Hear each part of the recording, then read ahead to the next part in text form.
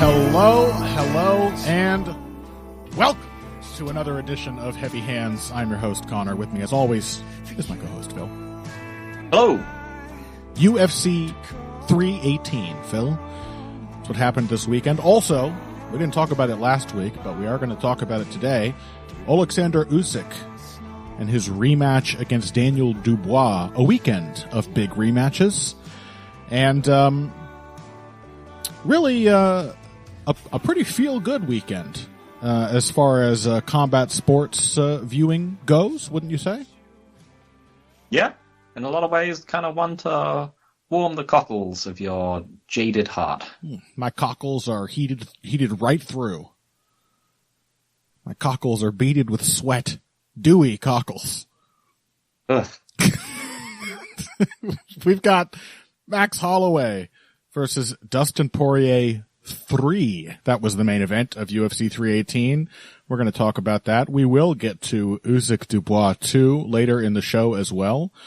But some other, surprising, impressive results as well. Paulo Costa, whom we roundly mocked on last week's episode, showed up and fought a really good fight and frankly dominated Roman Kopylov. Who saw that coming? Daniel Rodriguez and Kevin Holland had a best bad fight of the year contender, if I've ever seen one. Hell yes. Patricio Pitbull got himself a UFC win, against a tough and resourceful Dan Ige. Michael Johnson defeated Daniel Zellhuber very impressively at the age of, 38, 39 years old? Just a lot of interesting stuff happened this weekend. And I think, as we discussed just before we started here, that puts us well within our rights not to discuss Robert Whittaker versus Rainier de Ridder, which is the main event scheduled for next weekend, until whatever a horrible result happens. So let's dive right in and talk about Holloway Poirier 3. I think this will probably take us a while because we have an opportunity here to talk about an interesting fight, as well as the history of conflict between these two men, and also the possible permanent, I hope permanent, retirement of Dustin Poirier at the end of a long and extremely badass and admirable MMA career. So a lot of baggage included with this one, in addition to the fact that I just thought it was a pretty fun fight between two cool guys, and a little redemption for Max Holloway after their second meeting, and a validation of the direction I think he's taken in this late stage of his own great career. Yeah. I just don't know if we're ever going to get a kind of more wholesome, a more sort of perfect rivalry in this sport for a certain kind of, version of what you would describe as perfect than Max Holloway and Dustin Poirier. Yeah. Like, two of the most, calculably thrilling fighters to ever step into the cage. Two genuine, likable badasses who, pretty much never put on a bad fight. Who just, fought each other 3 times, went to war every single time, and at the end of it just had the utmost respect for each other, and everyone loves them. Yeah. I just don't know that we've had anything like that before this, and I don't know if we'll have it anytime.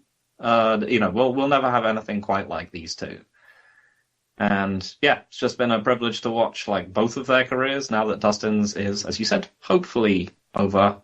It's been amazing. Surprising and thrilling, and I'm glad that it didn't end on a sad note.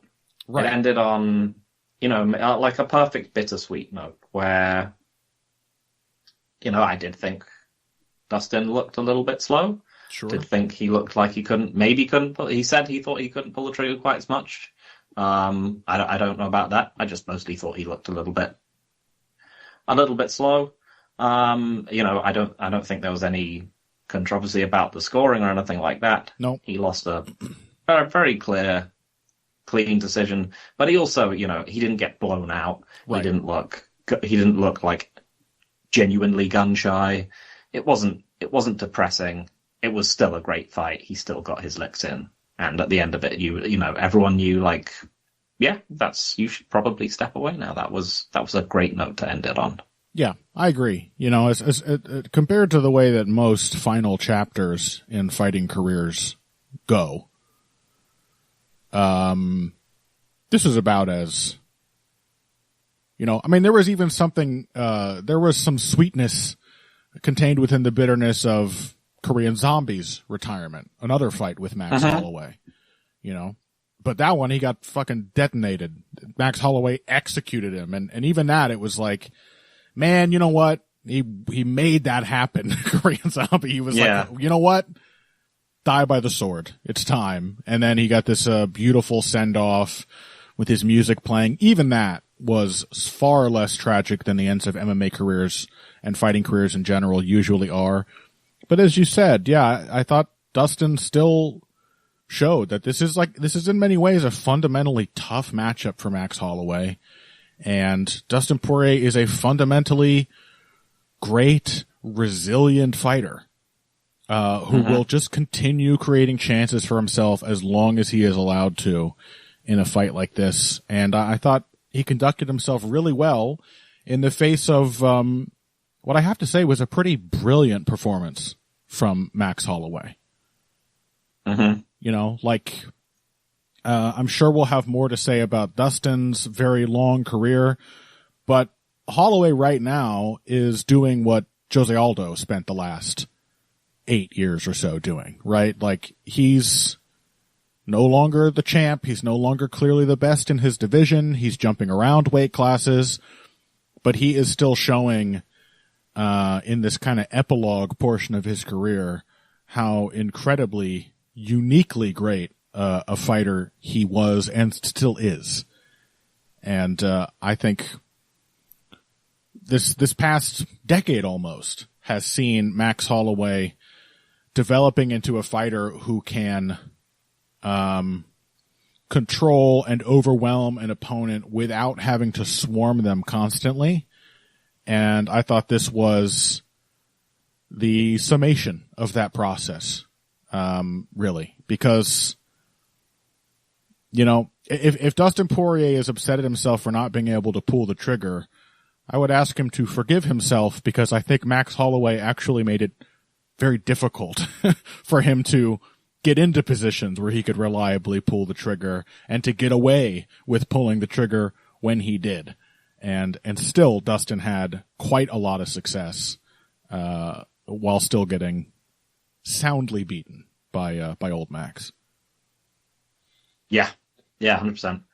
It's an interesting thing to look at from Max's perspective, right? Because there's been a kind of mourning for the old, aggressive, violent Max. Not necessarily violent, but the swarmer. And we ourselves have sometimes been confused at how he might take more of a fencing approach to certain style matchups. Which goes all the way back to the Frankie Edgar fight, really. Right. But both this and the Gaethje fight, I think they proved that just because something didn't work against Alexander Volkanovski, right, did not mean that it isn't actually a stable, dangerous style that he's actually gotten very good at. Yep. In some ways, it works it's like acceptation. That's the word. When someone evolves to something which turns out to be better for the environment that they find themselves in afterwards. It might not have worked when, to build that kind of fencing style quite so much when he was up against someone who was short and quick and who was going to be working off the low kick and the jab. But Up at lightweight, it is working very well indeed. Yeah. Yeah. And you know, like, it's easy to look at the Topuria matchup, for example, and say that, you know, well, Topuria, you know, he does show some signs of struggling under pressure, et cetera, like maybe Max would have. It's also possible that Max would have just walked into a brutal fucking counter like Charles Oliveira did if he was his aggressive self. What we can say is that this new version of Max had by far the best performance against Topuria of anyone in the last like 4 years. Yeah. So yeah, clearly, even before this fight, he has gotten very good at it. But I think this was really like his apotheosis as a more fencing, outfighting, counterpunching version of Max Holloway. And it's still, the thing is, he's still Max Holloway. You know, like you could. This isn't him putting up 800 strikes or whatever, like he did against the likes of Cater and many fights before that. Most of them didn't get that far because people would just kind of melt before he could put up the big numbers. He still threw 375 strikes in this fight. Mm-hmm. You know, he landed nearly 200. He landed fully 32% of his landed strikes were to the body. This was still an all layers attack. And I think this was a great highlight of what made Max such a great swarmer, because it's part of what makes him so good with this approach as well. Max Holloway kind of spearheaded a stylistic shift, which continues to be largely dominant to this day.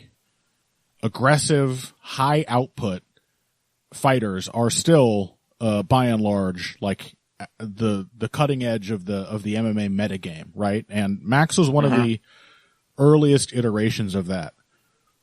But for all the people who have taken that approach, you know, your Colby Covingtons, etc., in a very crude way, and just succeeded in bashing their opponents down with raw pace and relentlessness, none of them have ever matched the finesse with which Max made that style work. Because it wasn't the ever-escalating pace. Well, it wasn't just the ever-escalating pace that caused Max to overwhelm so many opponents for such a long time. It was the ever-escalating complexity of his attack. Max Holloway is such a good combination striker. I mean, at every level, like his entries alone, you could write a book about all the different ways that he finds to break rhythm, to threaten at different levels and from different angles, the way that he will poke his way in behind a feint off of like the hand fight or off of a counter. His entries alone, that first little move where he grabs the initiative, is fascinating. But also the level changing attack of Max Holloway, body head combinations, supreme, and also the different angles that he finds for his shots, the way that his hands play off of each other. If Max Holloway hits you with an overhand right, the next shot is going to be a left hook or like an up jab from underneath. If he hits you with a right hand to the body, the next shot's going to be an arcing left hook over the top. Like, this is what really, I think, caused so many of Max Holloway's opponents to break, is that once he starts rolling, he's so flexible in how he just keeps that attack going and keeps changing it up. And you're forced to adapt to something that cannot be adapted to, especially not once you're in that reactive mode. And this may not have been a swarming Max Holloway fight, but boy, was it a great combination punching Max Holloway fight. Still finding all of those I mean, that right hand to the body created so many different setups for him over the course of this bout. And yeah, this was a big straights to the body and general body punching card, which was also just a heartwarming thing to see. Yeah, Michael Johnson too. I'm sure you're thinking of big time straight body punching performance. But yeah, the 1-2 kind of combinations, brilliant first knockdown of the fight. There's like a little hand fighting going on, and Poirier essentially hooks off the jab, but it's Poirier's jab. He gets Poirier reaching for his hand, little rhythm established. Poirier reaches again. Oops, Max's hand is gone. Here's a left hook. Poirier defends that, of course, but he follows the trap up with the perfectly straight right hand. Like, the tactical flexibility of Max Holloway, the way he sees openings, and the quickness with which he recognizes how the opponent's response to defend one angle or one level is going to open them up for something else is just something really special that nobody who came after him who has imitated his swarming style has ever equaled. The craft of Max Holloway. And it was just on full display in this fight. I thought it was phenomenal. Not to mention, we were worried about him taking a back foot approach to some extent, right? Because that was when Poirier hit him with their biggest shots, with his biggest shots in their second fight. This was not so much. I think basically, we did essentially say that like the style that he's taken will actually work better against Poirier, because Poirier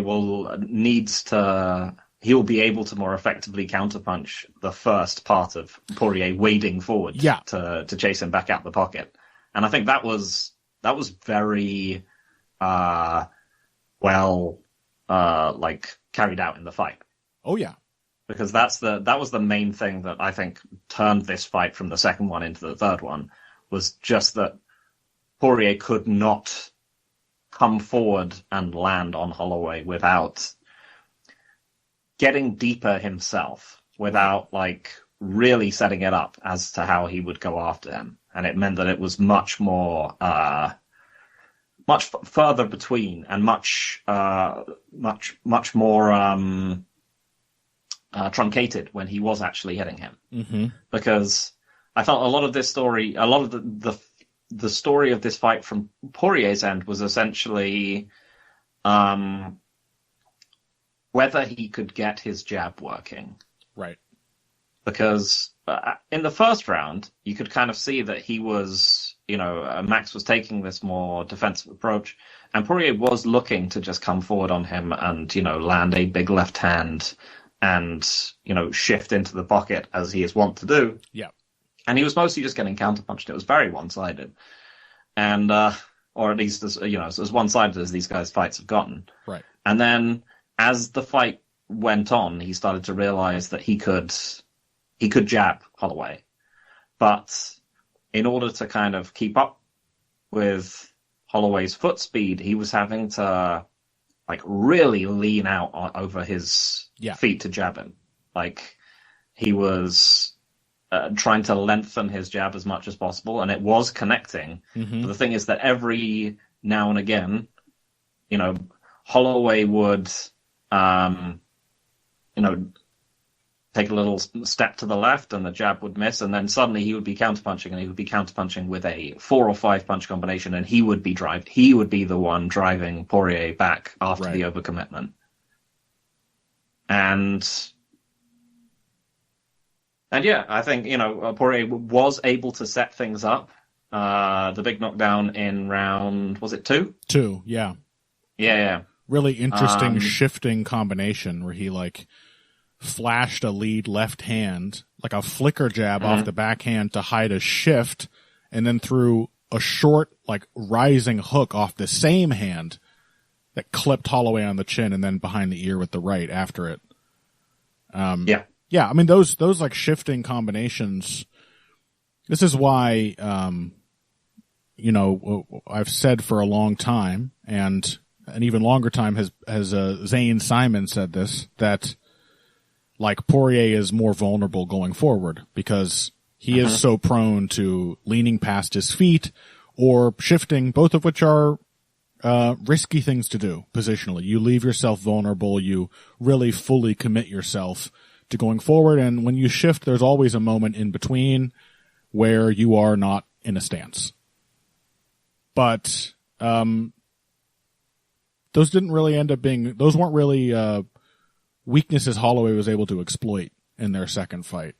In this one, and those shifting combinations gave him a lot of trouble. Like, how many times in that fight did he throw away the left and come over with like an awkward right hand as Max thought that he was out of range?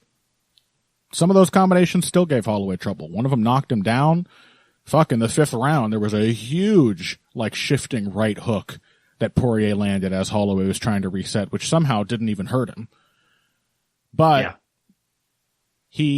Poirier suffered more for those positional concessions and those risky committal moves in this fight due to Holloway's counterpunching, and Holloway's defense was genuinely much, much better than I think I've ever seen it. Putting together head movement with his footwork. And that's like once Poirier gets into range and is throwing, a huge part of Max's defense was just like positional domination. Just not allowing Poirier to set up on him, constantly forcing him to reset his feet, keeping that line of defense intact, and constantly threatening him when he wasn't just lining him up and hitting him with long straight shots. And kicks, too, by the way. The kicks were a major part of this for Holloway as well. But across the board, I thought such a better defensive performance, and as a result, a much better counter-punching performance from Max, which really prevented Poirier from building any kind of real momentum. He had plenty of moments. He certainly landed a lot of jabs, and he's got a powerful southpaw jab. But he was not able to actually turn the tide of the fight outside of his one big moment. He's just able to keep it competitive, right? Yep. Yeah, and you know, I'm not unhappy with how we like analyze the fights for this card, to be honest, because essentially I said, like, I think it will be a little bit like it will be somewhere between their second fight and the Gaethje fight, and I think that's probably where it was. It was it was a competitive, fun fight, which was also firmly in Max's wheelhouse for almost all of it. Poirier had one big moment in the same way that, like, Gaethje had one big moment against Holloway where he knocked him down. I think, as I said, the developments of Holloway's style combined with Poirier just slowing down just made it very, very tough for him. But yeah, he still did an admirable job, you know? Yeah. He's still just incredibly tough, still incredibly crafty. You know, despite all the defensive adjustments, there were times when, you know, Poirier would still sometimes just clip Max because Max thought he was out of the way and he just wasn't, because, you know, Poirier had shifted his weight just that little bit further forward than Max thought he could.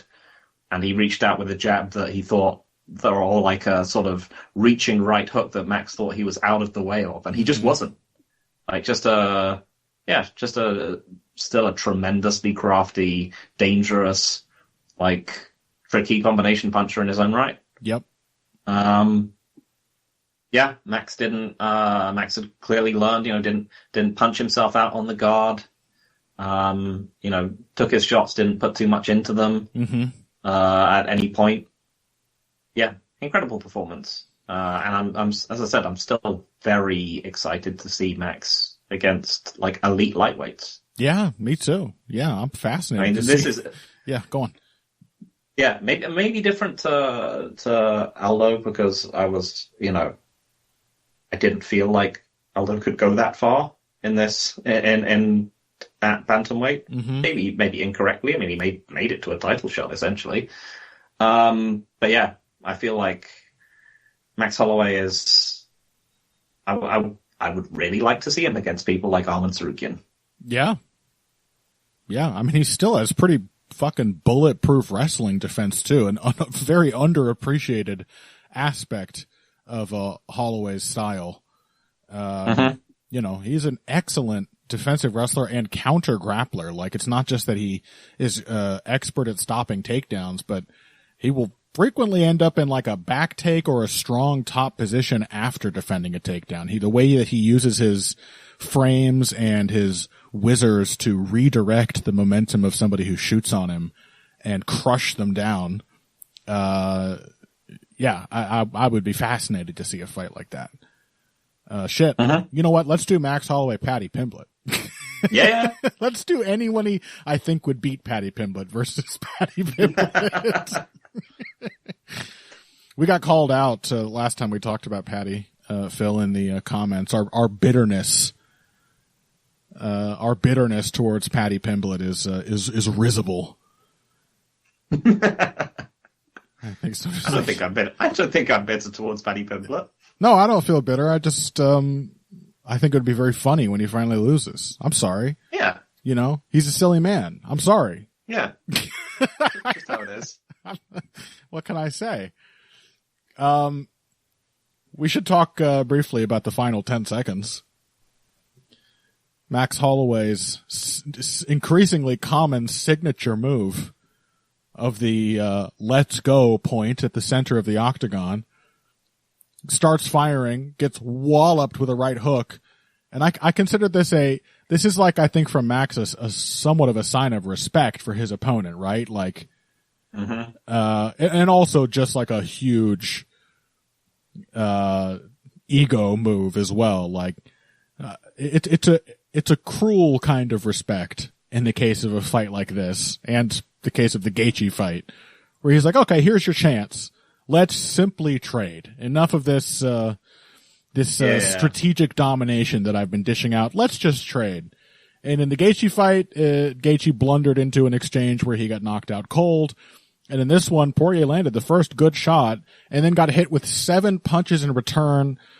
And a little tragically, the final 5 seconds of his final MMA fight, he was forced to clinch Max Holloway to stop the trade from happening, from overwhelming him. Like I said, Max Holloway is a nice guy. I think it is a sign of respect that he, of the utmost respect, that he went in there and did his very best to beat Poirier's ass. And a final sign of respect that he was like, okay, here's your shot. Let's go 50-50 and see who wins. It ended up being quite cruel, though, because Poirier had no choice but to defend himself in those final moments rather than just continuing to exchange punches with Super Saiyan Max Holloway at the end. But you've heard Poirier talking about this afterwards, right? He was like, I didn't want to go out like Gaethje. I was like, no, he's hit me with a few shots. No, I get it. Fair enough. Yeah. He's very like candid about it. It's one of the many things which makes Dustin Poirier extremely likable. Yeah. He was just like, I don't hold it. I thought I was going to do this, but no, maybe not. I don't hold it against him at all. I don't think it's shameful or anything. I'm just like, it is a both an honorable and a brutal coffin nail on the story of the fight from Max Holloway to put him in that position at the end. Yeah, I mean, but it's also just like, it's an encapsulation of where these two guys are, right? Like, Max Holloway is still ready to, he still believes enough. He still has the fire in him that he's willing to throw everything away in the last few seconds. Right. He still believes in his core that he's the baddest guy around. Yep. And Dustin Poirier was like, you know what? I'm retiring after this. This is enough. And he clinched, and he's retiring, and that's good. It shows you why it's good that he's retiring, and I think he said that as well. Yeah. It was like, maybe back in the day I might have gone for it, but he's back in the day he probably would have. He's moving on to different things. Yeah.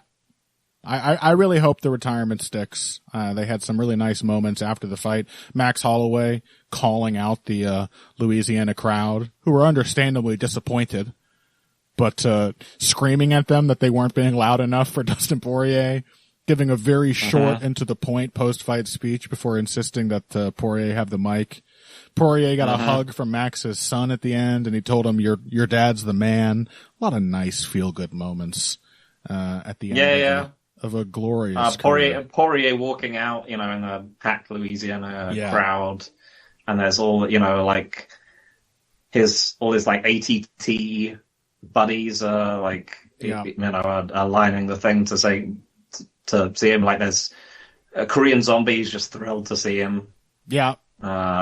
Korean Zombie and Max had a nice moment backstage. Max said, "There's my Korean family." They hugged it up. It's just two likable guys, man, who are also amazing, violent warriors. What's not to like? Yeah. It's real easy for me to be cynical about an event like this beforehand, but having seen this and getting, you just feel honored to watch these two guys go at it one last time, and for that to be the end of Poirier's career. Like, I just can't imagine how anybody who likes this sport would be feeling anything except good about getting to see that and the result and everything. It was just perfect. Yeah. Couldn't have said it better. All right. So, hope Dustin kind of stays retired and has a very happy post-retirement life. He has more than earned it. Yes, I really hope so as well. A perfect way to go out. Let that be the end of it, please. Just you're gonna feel the temptation, Dustin. Just resist. Know that you made the right decision. Yep. Okay, let's close out segment 1 on that happy note. When we come back, we got to talk about Paulo Costa versus Roman Kopylov. In addition to that, I don't know how much I have to say about Rodriguez Holland, but we might mention it. We might mention Pitbull Ige. I would like to talk about Michael Johnson, Daniel Zellhuber with you, Phil. And we've also got to get to Usyk versus Dubois too. All of that, some of that, who knows? But we will talk more after this. Hey everybody, thanks for listening to this week's Heavy Hands.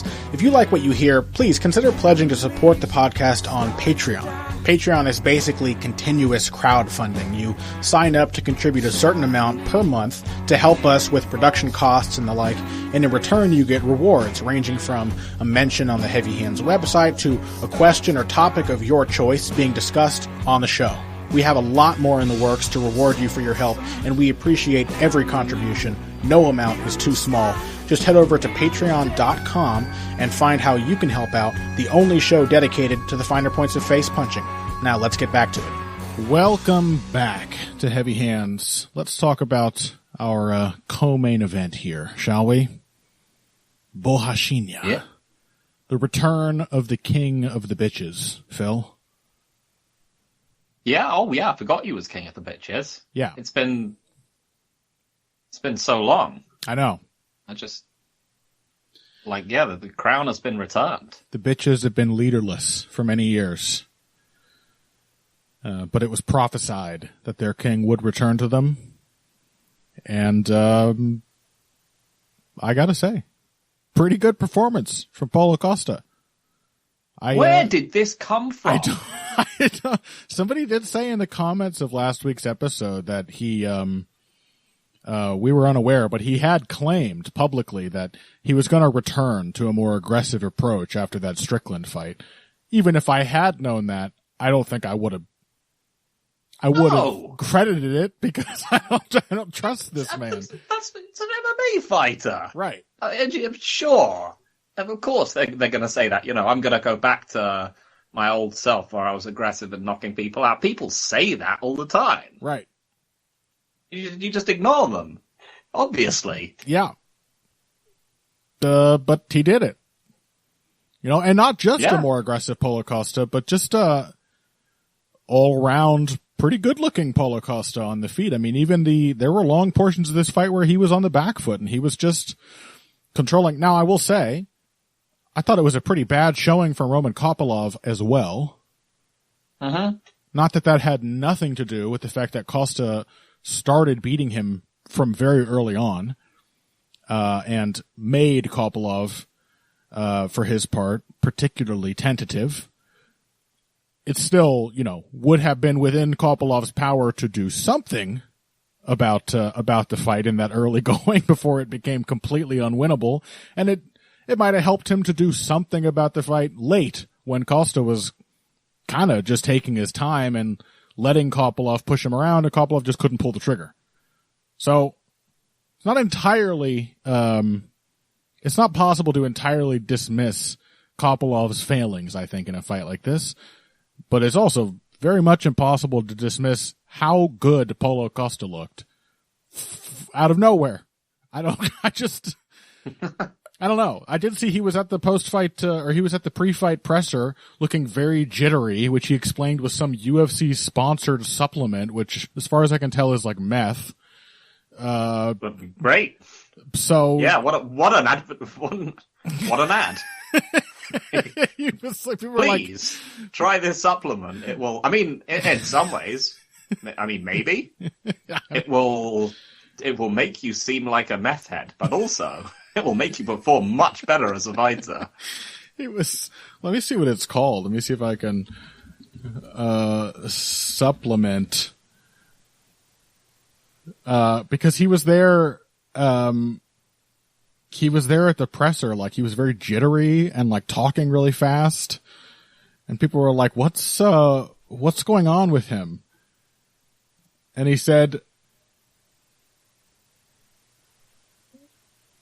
oh, fuck. I'll try to find it as we continue talking about this. He said it was some like UFC sanctioned supplement. It didn't make me feel it was particularly safe. Yeah. I don't know. I can't attribute it all to that. It was a confident, pretty aggressive, well-rounded striking performance from Paulo Costa for the first time in years.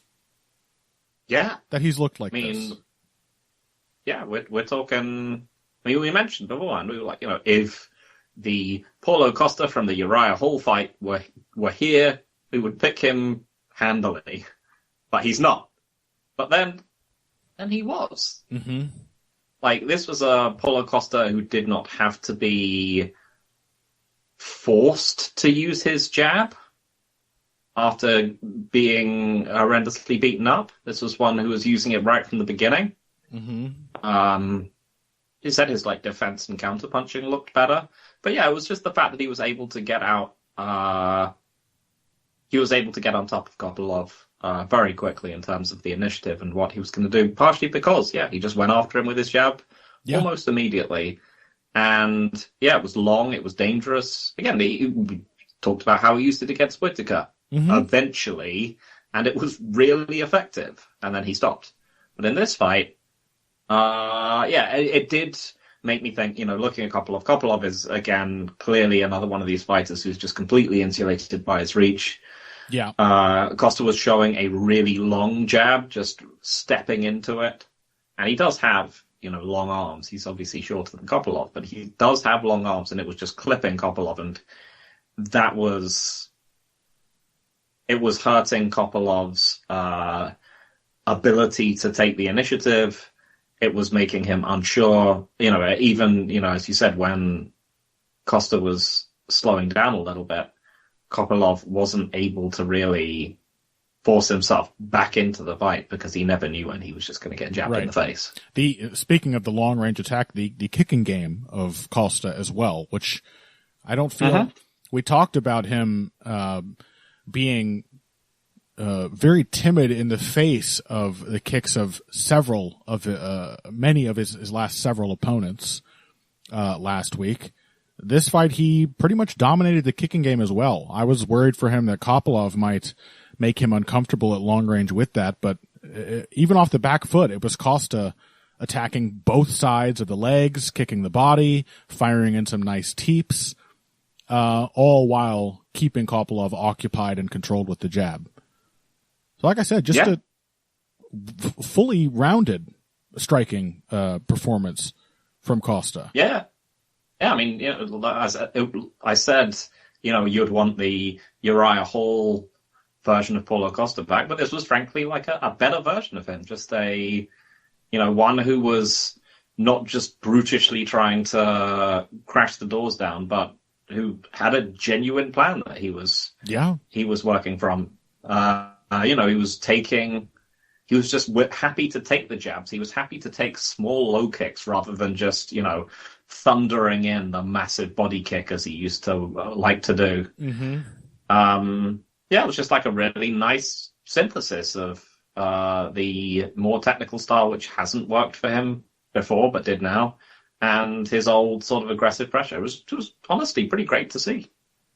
An update on the supplement here. This was on Ariel Helwani's show. He explained why he was shaking at the UFC 318 press conference. He says it was an NAD plus injection from a UFC approved supplement sponsor, along with, quote, too many energy, willpower, and desire to win. Ooh. What is NAD+? Apparently it is a coenzyme that fuels cellular energy, supports recovery, focus, and DNA repair. I don't know, it sounds like Adderall to me. Supports focus and gives you energy. It sounds and looks like a straight up stimulant of some kind. I don't know. I don't know what kind of supplements the UFC is agreeing to give their fighters, now that, USADA is no longer a thing. But that's just it sounds sort of like nonsense. Yeah, of course. Yeah. It sounds like, one of these things where, like, someone's found a chemical that turns up in the body when, like, good stuff is happening, and then they're like, what other chemicals are precursors to that? And then they just put them in a drink. And I'm like, well, maybe that works. Yeah. Well, it's an injection, apparently. All right. Which isn't to say that it works at all. I mean, it may simply have been that Costa was, in a somewhat manic state, high energy, motivated, excited, and he was just really jittery and chatty. Yeah. Who knows? I don't think you could attribute it entirely to this performance. Again, part of this too was Kopylov really, really struggling how to build anything against Costa, but you can't exclude Costa from that effect. You can't say that he had nothing to do with it, because he had really had all of the kind of control tools and setup tools that you could want from him for this kind of fight. So I think he just kept the lid on Roman Kopylov. Yeah, he was violent when he needed to be violent, and controlling when he needed to be controlling. Just very impressive stuff. He said he wants to fight Khamzat. That sounds great. I would love to see that now. Absolutely, yeah. Absolutely. I know he's got to fight Dricus first, but, whatever happens, just chuck him in there, I guess. Sure, why not? What, we want to see Sean Strickland fight for the title again? Please not. Please. Anything but that, I beg you. Okay, well, what else happened on this card? We have a little more time, I think, in this segment. Look, there's other things we could touch on. I suppose let's just, since we have short time and I don't have much good to say, let's talk about Daniel Rodriguez, Kevin Holland. This was an extremely silly fight. This was a fucking car crash, a series of car crashes. Like, to be fair, is much more Kevin Holland's fault than Daniel Rodriguez's. Oh yeah. I mean, that's kind of what I wanted to talk about. Like, Kevin Holland is just, like, there's a part of me that's tempted, as I'm sure many other people are, to say that, like, oh, Kevin Holland, he's starting to decline now. We know he's capable of good performance, and this was a mess, and he got knocked down a bunch of times. It's not like Rodriguez has no power at all, but he's not a knockout machine, certainly not these days. He's never been fast, and he's slower than ever. And Kevin was just, as I believe I said on Twitter, he was going after Rodriguez's chin like a dog chasing a squirrel on the other side of a glass door. He was just like flinging himself into counters, so unbelievably reckless. Of course, that has often worked for him as a welterweight. Yeah. This is truly Kevin Holland in maximalist. Kevin Holland against old welterweights mode. Right.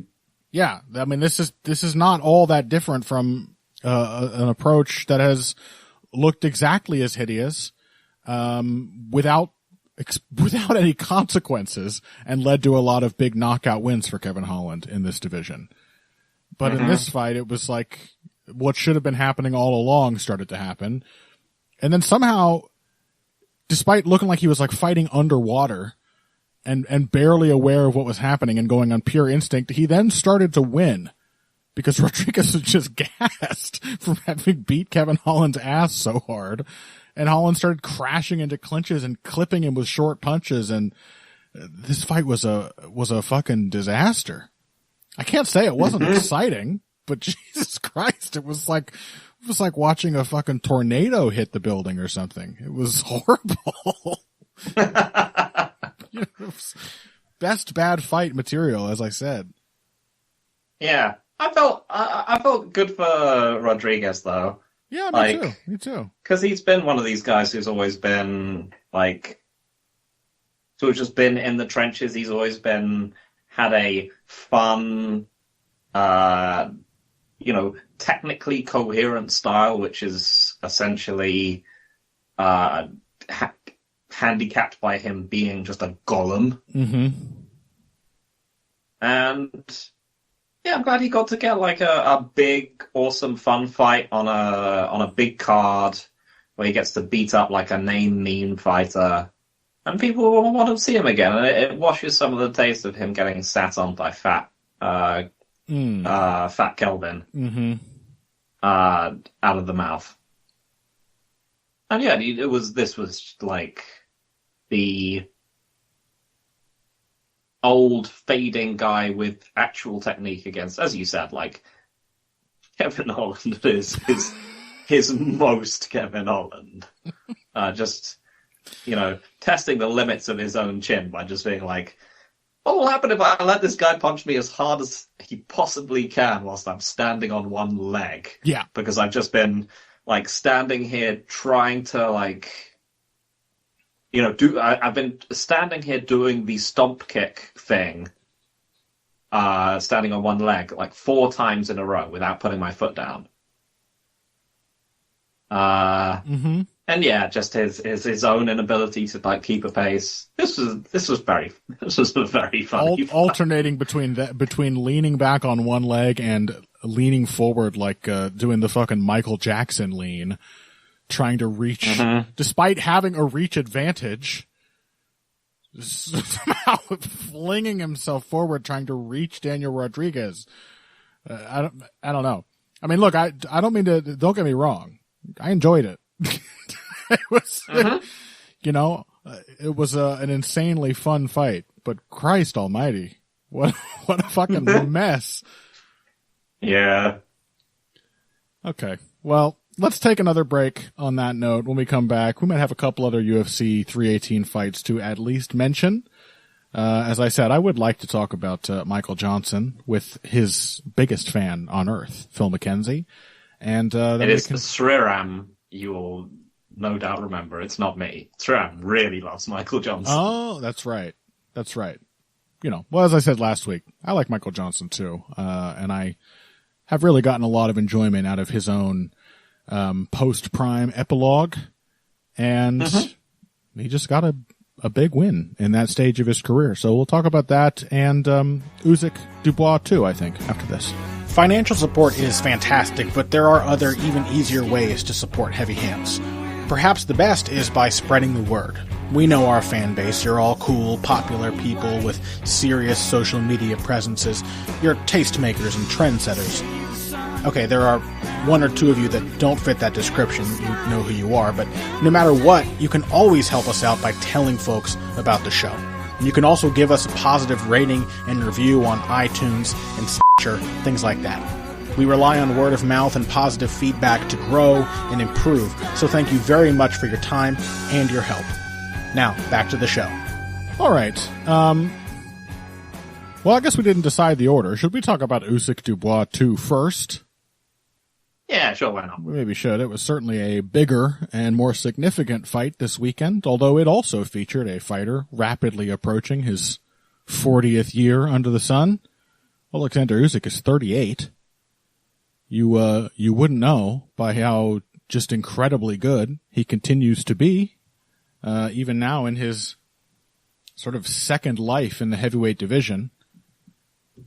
He took on Daniel Dubois, who just recently beat Anthony Joshua. A deceptively crafty fighter, given that when anybody speaks to Daniel Dubois, he comes across as the most gormless man who's ever lived. Seems... I mean, I don't think I'm talking out of school when I say that he seems very dim. But yep. That's a pretty unavoidable takeaway, yeah. He seems sort of confused at all times, but he's a pretty technical heavyweight boxer and a good athlete for the division as well. Fast, straight puncher, good body punching attack, which was the source of some controversy in his first fight with Usyk, where he landed a borderline shot on the belt line, which I think led to a break in the action. Dubois believed that Usyk was hurt by a legal body shot. I think Usyk was hurt by the punch, but also recovered from it and started beating Dubois' ass again after that. In fact, he landed pretty much the exact same shot at one point in this fight, which can I just say, anytime I watch a boxing event, it's often after the fact, and it's usually with DAZN's British commentary. Mm-hmm. And nobody on earth does commentary of fights involving British fighters quite like the Brits, Phil. There is no attempt to disguise that they really, really want the British guy to win. Yep. They were like, of course they're praising Usyk. You can't watch Usyk fight and not praise him. But they really believed that Usyk was badly hurt when Dubois touched him on the belt line again in this fight. When in reality what happened is, I'm sure Usyk felt it, and then he sort of gave Dubois a look, like, not again, don't do that again. And they were like, Usyk, he felt that shot. Dubois needs to press that. At the end of the day, Usyk pretty much dominated Daniel Dubois. Like basically no other opponent of his has. Usyk is he's just such an interesting fighter to watch. There's a little bit of what I was talking about with Max Holloway and him, and his ability to constantly change up the patterns of his combinations and be constantly aware of what openings are being created when the opponent is forced to respond to one threat or the other. He is, of course, an even tidier practitioner than Max Holloway in that regard. Better lateral movement, better angle changes after his attacks, better counter punching, which often follows in to another ruthless combination attack. He's Oleksandr Usyk. I mean, he's simply one of the best big men to ever box. Yeah. He's just an exhausting fighter, I think. Just mentally and physically. And this was one of those fights where, Fury was the Fury fights, and particularly the second Fury fight, I think, were ones where you saw another genuinely great fighter simply being steadily run out of cardio and ideas, despite having many ideas and great cardio. This was a fight where Usyk was on top of him from the beginning, and was on top of him from the beginning, and essentially just turned that into a landslide very quickly. Yeah, sort of an uncharacteristically fast start from Usyk, actually. He's often quite happy to spend the first 3-4 plus rounds, warming up and figuring his opponent out and letting them show him what they've got. And yeah, he just put his jab on. I mean, this was a southpaw jabbing clinic, as pretty much every Usyk fight is.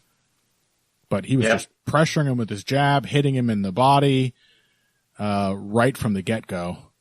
And every time that Dubois started to gain a little pressure on him, Usyk would just, like, I mean, there were several times when he really beautifully evaded Dubois' overthrown right hand and came back with a nasty left-hand counter. That was, in fact, how the fight ended in round 5, a similar exchange to that. Mm-hmm.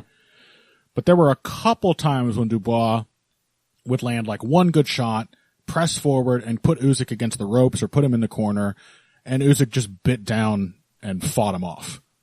The 2 or 3 times that happened. He did not want Dubois to have any momentum whatsoever at any point in this fight.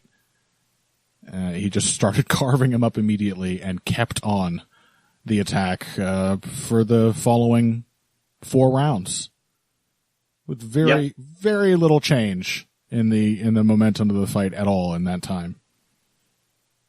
Yeah, he just kept strafing him with the jab. Dubois couldn't track down, what angle he was going to take. Most of the time it was the jab. Sometimes it would be he would land like that little dipping right hook as he was getting around Dubois' own jab. He just stayed on top of him. Just so I said, just an exhausting fighter. Even in the best case scenario, a tremendously exhausting fighter to fight, and in the worst case scenario, he's just someone who's going to put you in a box and close the lid. Mm-hmm. Yeah. Just to talk about the end of the fight.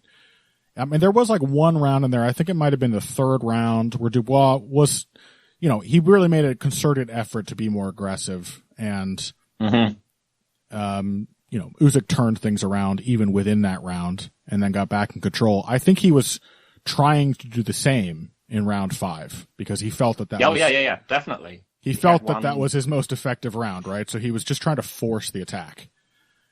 Yeah, and he landed like one really, really solid right hand, I think. Yeah. Against the turnbuckle. Yeah. Against Usyk, and he was like, I can make something of this. I just need to keep going for it. Again, like, brave stuff. Sure. He didn't, trying to make something happen in a fight he was losing. Yeah. He had landed one good right hand earlier in the round too, but right before the finish, he, even looking at it closer was not like a super clean shot, but the impact is clear. And then he kind of tries to press in, but Usyk is perfectly positioned in the corner, even cuts a little angle in that crowded space and comes back with the left hand and then just, clips Dubois, who's like leaning out of position on the ear with a right hook, and puts him down. And then Dubois makes it back to his feet. I don't think he was too badly hurt. And Usyk just slumps him. He just absolutely destroys him. Comes out with a little jab feint, hits him with another right hook, which stuns Dubois all over again. And then he comes in with like a 1-2-3 combination. Dubois takes a wild swing with the right hand, and Usyk just sees the opening and wallops him with a huge sweeping left hand. This is something I really like about Usyk's game is he is of course a very technical, precise, thoughtful fighter. That doesn't mean that there's like this understanding that like wide swings with the rear hand are not something that technicians do very often. Usyk has a great sweeping left hand, overhand left though. And it's a really essential part of his game because opponents do ultimately get used to seeing his perfectly straight left hands. And the way he plays that shot off of the straight left, I'm thinking of his fight with Tony Bellew, ended with a very similar shot where Bellew was trying to parry the straight left and just got cracked on the side of the head with a wide left hand. Very similar result here, except that Dubois was already in horrible position because he had just tried to take Usyk's head off with a wild desperation swing. Yep. So yeah, top to bottom. a pretty classic Oleksandr Usyk performance with a quicker, more succinct finish than he usually delivers, just because I think he got started right away. Yep. And I assume you heard of Fury calling for yes. I suppose the rubber match. Yes. His classic display of humility and realism. Yeah. Well, that second fight was close. Yeah. Whatever. I know, like, if we were to ask Kyle, he's probably right now, like, sending DMs to him, telling Tyson Fury to fuck off, that he doesn't deserve the fight. And I would, in principle, I think I would agree, but, I would watch Usyk beat Fury again. I don't care. Yep. I'm not sure who else there is. I mean, Dubois was kind of kind of it at this point. Right, yeah. Even if we didn't talk about it, this was a genuinely intriguing matchup between someone who had done as well as he did anyone not called Tyson Fury had in recent memory. He did okay. And someone who's been clearly improving. Yep. And, is young and exactly what you would sort of be wanting and looking for in a challenger, and he just got fucking smoked. So, there really isn't anyone left. Yeah. So, unless, I'm sure there's people who are more plugged into the boxing world can correct us on that and say that there are some interesting challenges out there, but I thoroughly enjoyed both of the fights between Usyk and Fury, and if it ends up being another one where Usyk just has him completely figured out and beats him as soundly as he did in the second one, I'd be happy to see that too. Yep. Absolutely. Let's talk about Michael Johnson before we wrap up. Michael Johnson, Daniel Zellhuber. I gotta say, Phil, your caution to reframe this matchup as one where Daniel Zellhuber's normal game would not function because he would not be willing or aware of how to use his jab against a southpaw. I think that was very wise. I'm happy with that one, to be honest. I think that was a very wise thing to be worried about, because this was in no way a typical performance from Daniel Zellhuber. Basically, none of his usual boxing game was on display. In fact, he threw almost exclusively right kicks for the entirety of the fight. Yeah. I was happy with this one because I didn't feel sad about picking Zellhuber because he's twice Michael Johnson's size and half his age. Mm-hmm. And you could see why that wasn't a bad idea, because Zellhuber's plan of basically entirely throwing kicks at Michael Johnson's arms and trading this for body shots and punches to the head started to work. Michael Johnson was getting tired and slowing down from entirely blocked shots.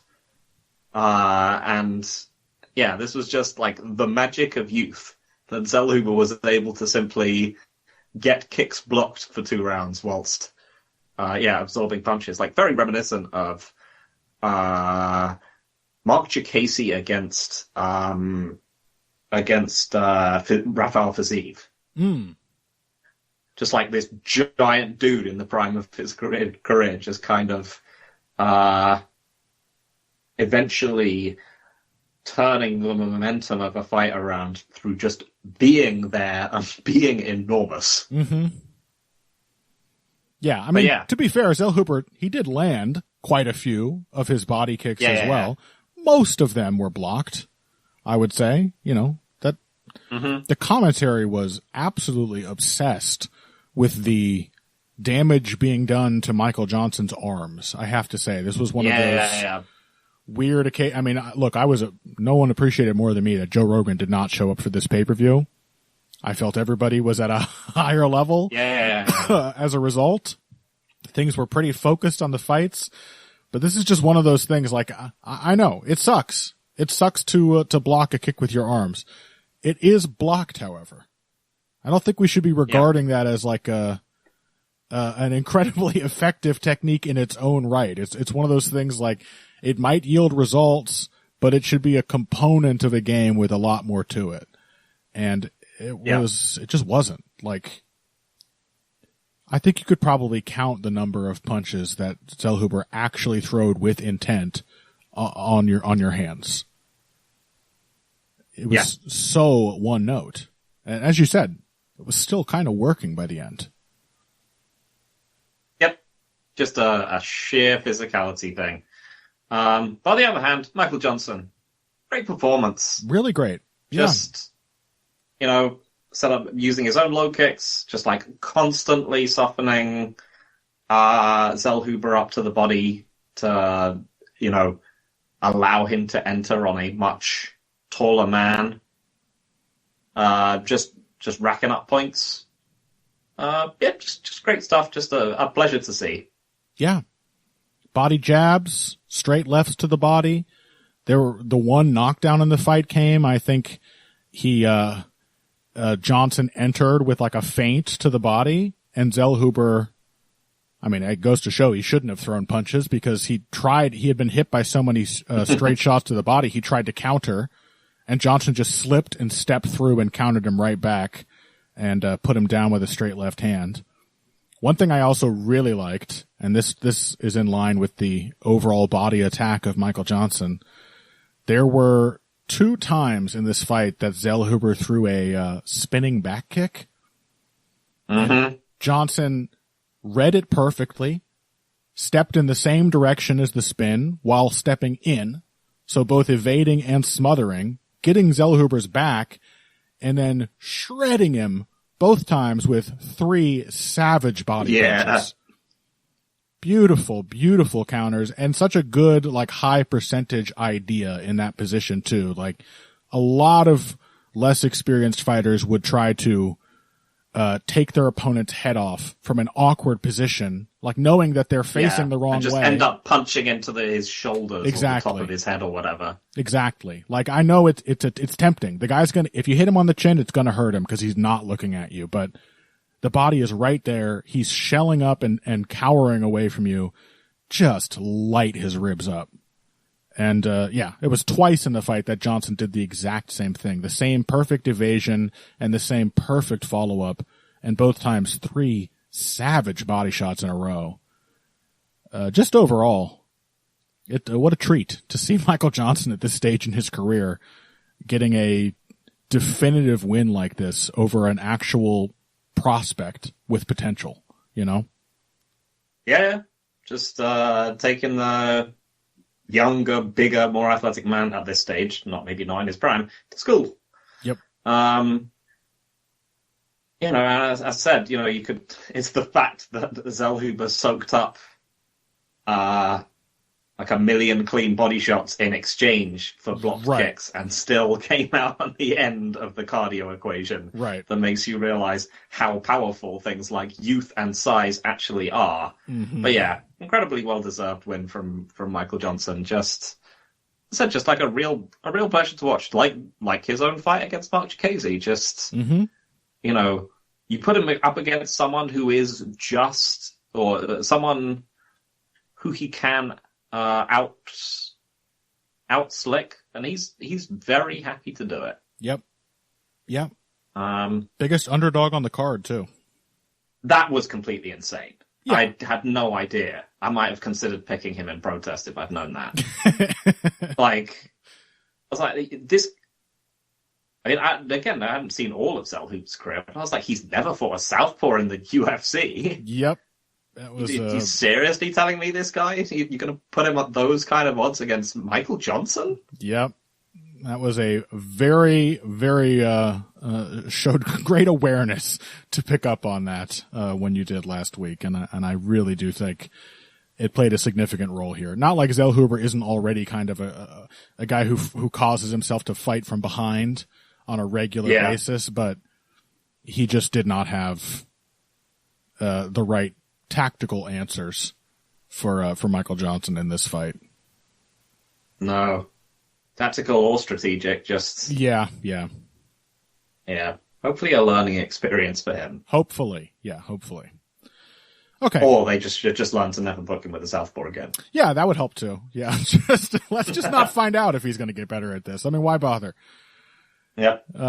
Just no more southpaws in the UFC. How about that? You know, they just keep spoiling the fun of all of these orthodox fighters who, you know, what drives me crazy, Phil. I mean, you know, this came up in the Usyk Dubois fight too. Like, you hear this constant talk about outside foot position, and you know, it's not quite as silly in boxing, and everybody in boxing still uses their jab. Dubois and Usyk were both using their jabs against each other in an open stance matchup. But you know what blows my mind is that no one ever mentions anything about foot placement or angle unless it's a southpaw versus orthodox fight. Why is that? Uh-huh. Like Yeah. That's a good point. Like lining up your punches properly and taking angles of attack away from the opponent only matters.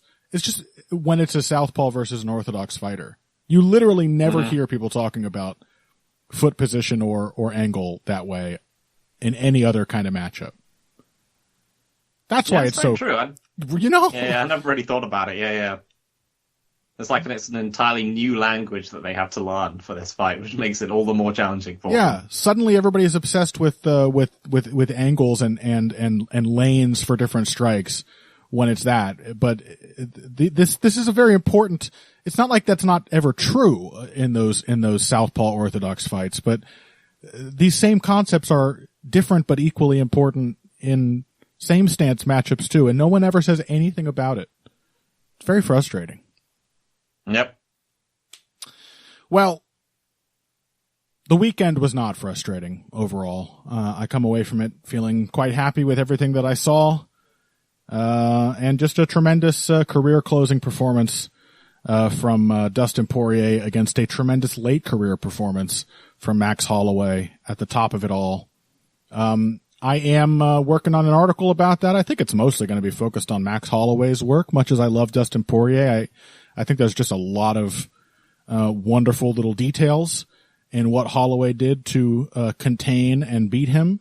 So keep your eyes peeled on facepunching.substack.com for that. You can also check out my 2-part Joshua Van Brandon Royval breakdown, the first part of which is completely free on the same Substack if you haven't read those already.